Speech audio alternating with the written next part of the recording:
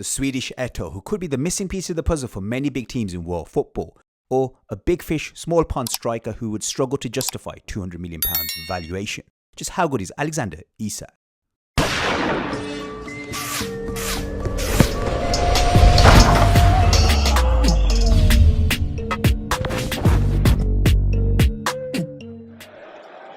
Given away there by the Croix. It's Isak!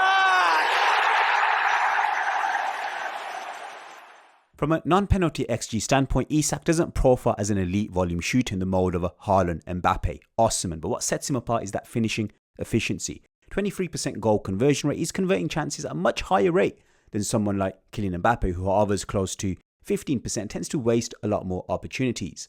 Technically, Isak is a clean and composed ball striker, generates power and accuracy from just outside the box, often hitting hard driven finesse shots into the corners. Inside the area, finishing is measured, frequently opts for side-footed place finishes over just raw power, and rarely snatches a shot. He's capable of scoring on the move, off both feet, from a variety of body angles. Yeah, he's not Van Basten in terms of his volleying technique, but he's more than good enough to execute controlled, effective finishes even when the ball's bouncing or coming through traffic. Now, one of the more promising aspects of Isak's development is that he's now maturing to be that number 9. He's learning how to find pockets of space inside the box. He's backing off defenders. He's anticipating second balls, and he's increasingly scoring poacher-style goals. And that's a major step forward in his evolution into a more complete striker. Now, he's especially dangerous when he's cutting in from that left-hand side, where that ability to drive at defenders, square them up one-on-one, and finish with either foot makes him very, very difficult to handle. Now, the one lingering question is that how relentless is he? How much of an obsessive mentality does he have to score goals? Is he like a Haaland, someone who lives and breathes goal scoring? Isak does have the tools to be a 30 goals a season forward, but his career so far suggests that he doesn't really chase the numbers with the single-minded intensity of those elite goal strikers. Having said that, he's getting hungrier. His movement is becoming sharper. His finishing is evolving. So there's every chance that in the right system, his goal scoring output could rise even further.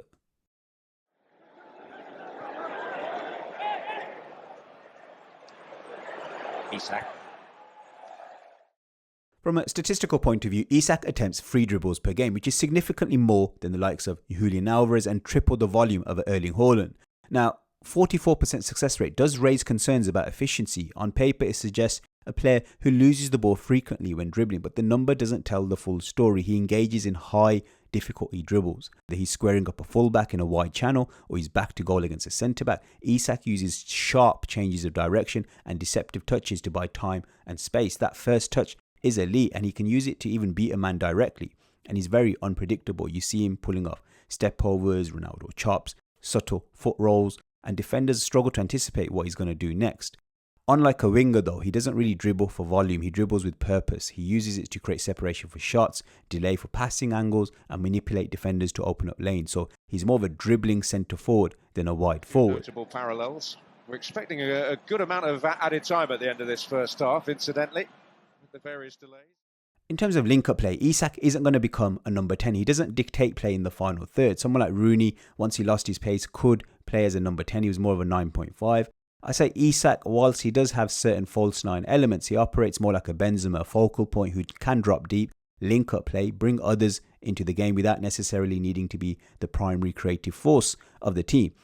I think from the eye test though, he is the best link-up striker in the world currently. Now the pass accuracy rate is only 76%, but that's because he attempts risky progressive passes at key moments when it's meant to be done, passes that demand precision, that can break lines, create chances. He's someone that, he can throw in subtle flicks and back heels. He's got that flair in terms of his link-up play. Now, in a possession-based team, think Barca or a Liverpool, I think Isak would thrive as a centre-forward who's tasked with orchestrating play between the midfield and the front line. He does have vision. He's got a willingness to play delicate through balls. He can weight them correctly. So even when he's dropped deep, he could potentially be a creative outlet to a certain degree. Overall, I think his link-up play is world-class. I think he's someone that, he could make an attack become more intelligent. He can involve teammates effectively. He's not just a finisher. I think he potentially could even be a playmaking centre-forward, but from a number 9 perspective. Football is a game of tactics, timing, and trust. But off the pitch, sometimes life's battles are harder to read and harder to face alone.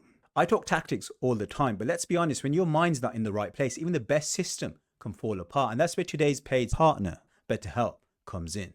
BetterHelp is online therapy that's tailored to you. Whether you've never been to therapy or you're looking to switch, BetterHelp lets you match with a credentialed therapist who fits your needs. Male, female, LGBTQ+, culturally aware, you choose. You can speak to them however you're most comfortable via phone, video, or even chat. It's therapy on your terms at your pace.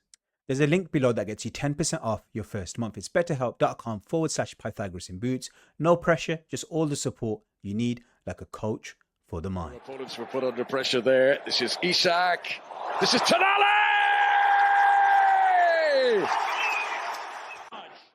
From a creative standpoint, Isak is more involved in creating chances than a player like Haaland, and he attempts even more through balls than an Mbappe. Now, watching his assists reveals a player who's capable of both spectacular and subtle creativity. It's not just about simple, basic passes. Yes, he can hold up the ball, execute elegant flicks, but he threads precise passes that break defensive lines. And the dribbling is the key factor here. Because he can suck in players with his threat on the ball, he creates space for others to exploit, and he slips in those incisive passes. Now, a bit like an Anthony Martial, but obviously on a much more roided level. Because of that dribbling, as a number 9, defenders get fixated on his ball control, and it allows him to have extra bit of disguise. He's fake sort of dribbling, caressing the ball, and then suddenly he's poked that ball through to teammates making runs. So it's that technical skill and vision combination that makes him a nightmare for defenders. Now, the quality and variety of his key passes, his through balls, suggests that we're only scratching the surface of his creative potential. I think even a stronger team than Newcastle, he wouldn't be as tightly marked by multiple defenders.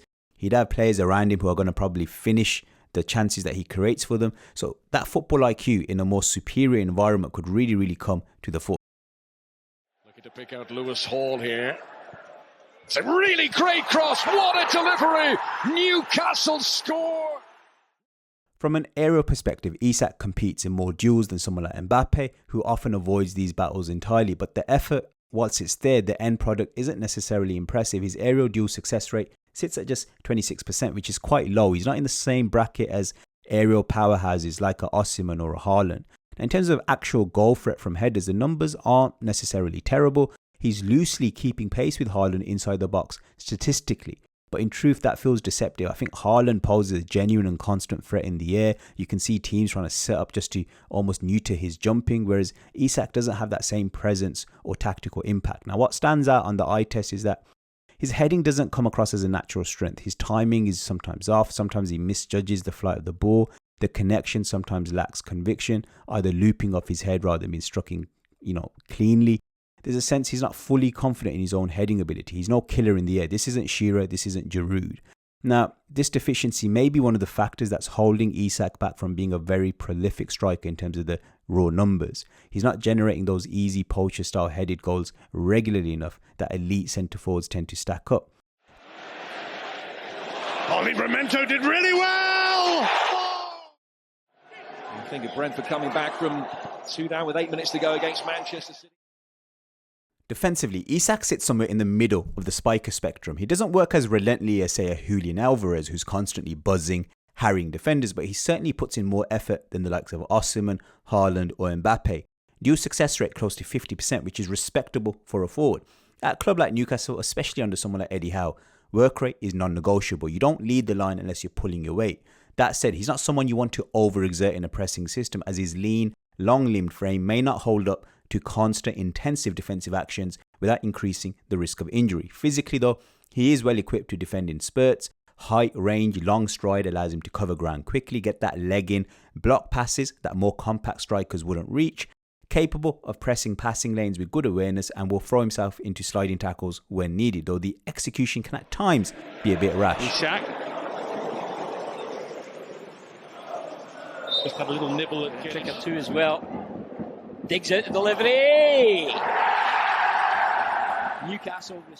Statistically, Isak averages 1.02 crosses per game with a 30% success rate. Higher output than the likes of Osimhen, Alvarez, but more than a Haaland. So whilst crossing isn't the defining part of his game, he's actively looking to drift wide and contribute from the flanks, particularly in and around the box. Now, what stands out most is the threat he poses when crossing from the left-hand side, and he's dinking balls to that far post area, that 6-yard area, that right zone. Now, that particular action is a really, really dangerous move, because if he was playing with a dominant aerial presence at the far post, say a prime Gareth Bale, he would rack up a serious number of assists. The quality of delivery in that zone is genuinely excellent. Now, from the right-hand side, it's more about low, driven balls across the box. Good awareness in those moments, gets his head up, anticipates run as well, can square the ball often into that 6-yard box after a sharp dribble. When it comes to more traditional curled crosses, as an inverted winger, deeper on the pitch, there's a room for improvement. Technique isn't always clean, and these deliveries lack the whip and shape you'd see from a high level crosser.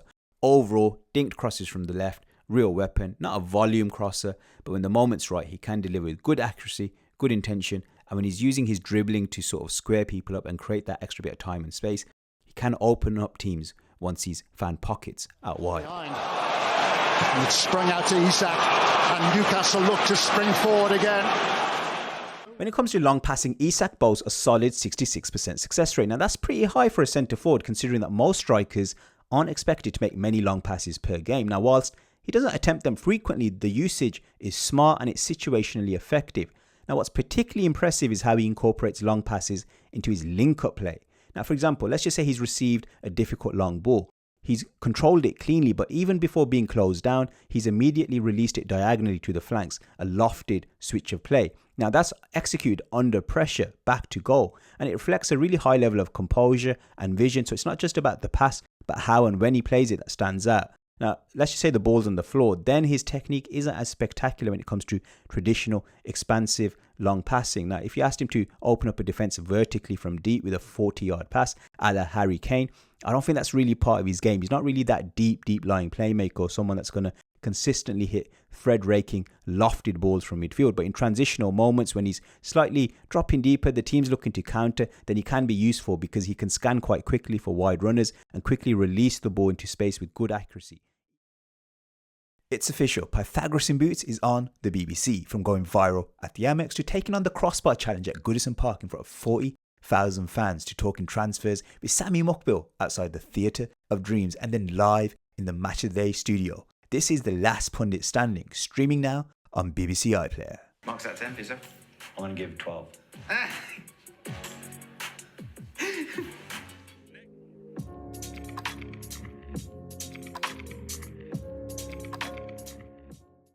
Just moving on to the tactical board, we're going to just talk about Liverpool because there's so much to explore here. Now, if you look at the new signings that have come into that Liverpool team, the likes of Frimpong, the likes of Kirkers, the likes of Wirtz, there's already so much abundance of talent here. So Slot's going to have to make some really tough calls if Isak's going to start and the system is going to remain coherent.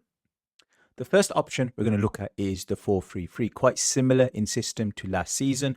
All that's happened is Wirtz is coming in for Szoboszlai. There's a slight shift from a 4-3-3 to say a 4-2-3-1, where you've got Wirtz as more of a number 10 profile, someone that could go down the right, go down the left. You've got Gakpo taking Diaz's spot as a left winger, and they could both rotate. Salah keeps his spot from last season.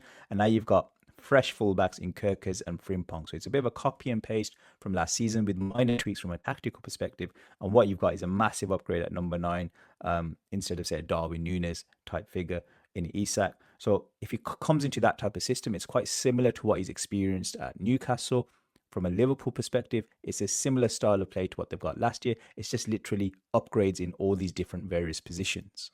Now, one tweak that you can make to that system further is the use of Guehi. Now, this is a player that's been linked to Liverpool. So if Guehi was to come into the lineup and make it into a back three, and we push Van Dijk into a central region, then what happens is that midfield free structure can remain the same, but Gakpo comes out of the side and you move Isak into a left forward position and Salah into a right forward position. I think Isak does have the capabilities of running wide channels, particularly from the left side where he's strong. If you look at his dribbling section in the video, you can see that he's really strong in this area. He can carry the ball forward, he can cut in, strike, he can go down the line, get into this area and put that ball into the far post. So absolutely no tactical issues I can see with this type of lineup. You got Frimpong providing the width here, Kirkes can provide the width there. Keep that back free structure, that midfield stays together, and these two can work in tandem in the wide areas.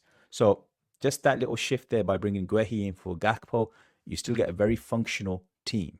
Another option is if you're going to keep that midfield of Gravenberch, McAllister, Szoboszlai, and you don't really want to break it, What you can do then is move Wirtz into the left inside forward position, play more of a 3-2-1, a bit of a Christmas tree formation. Now, because you've got Frimpong now instead of Trent, you've got that ability to play with quite a narrow setup because Frimpong can provide the width. He gives you that verticality that Trent couldn't in the latter stages of his Liverpool career. Kerkers likewise will be able to provide overlapping runs as well. So those two can provide the width, and then all of these players can sort of operate and link up with each other in centralish areas. Now, I forgot to bring Isak there as well. So Isak provides the spearhead, that box presence, and then you've got Wirtz operating in these left inside spaces. You've got Salah operating in these right half spaces, knowing that Frimpong's providing the width, so that unleashes him to come in and link up with, say, Isak and get in front of goal. And then you've got obviously Van Dijk and Konate as the back two, with Gravenberch as the pivot.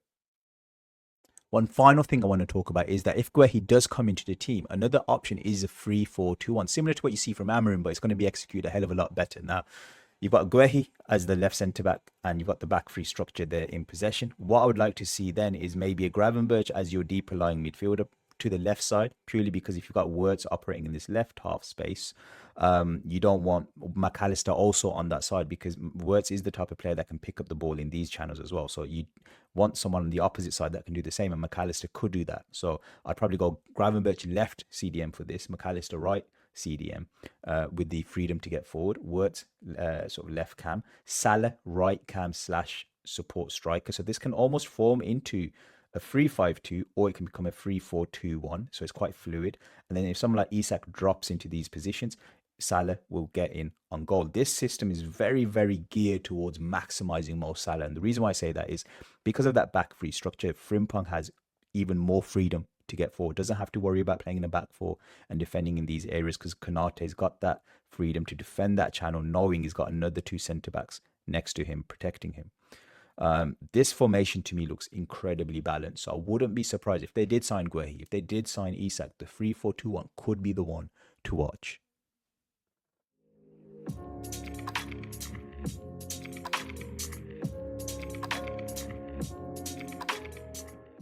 In conclusion, Alexander Isak is the most complete striker in world football. He's someone who could go into Barcelona right now, replace Lewandowski and improve that team. He's someone who could go into Liverpool and again improve that front line and turn them from domestic giants into Champions League genuine contenders. He's someone that even if he went to a PSG, if Dembele didn't exist, he would improve that front line. He's someone who would be the missing piece of the jigsaw that is Arsenal Football Club.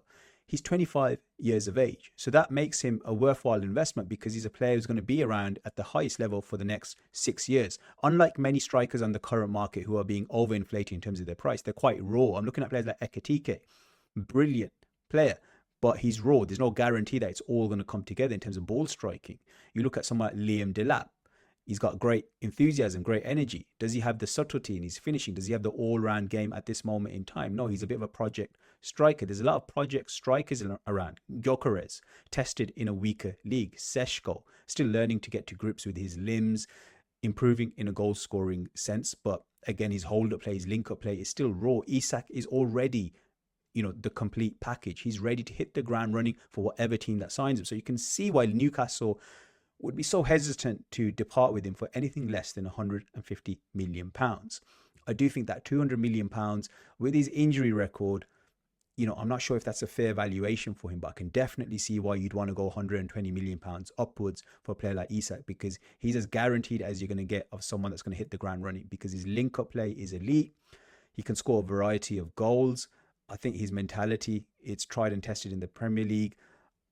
I know he hasn't done it in terms of the business end stages of, say, a World Cup or a Champions League yet, but I look at him and I see a player that can definitely thrive in those environments. Anyway, let me know in the comments below what you value Isak as. Do you think it's realistic that he could leave Newcastle? And if it's not going to be a Liverpool, if it is, which club suits him best? Let me know in the comments below. Please like and subscribe, and see you guys again next time. Bye.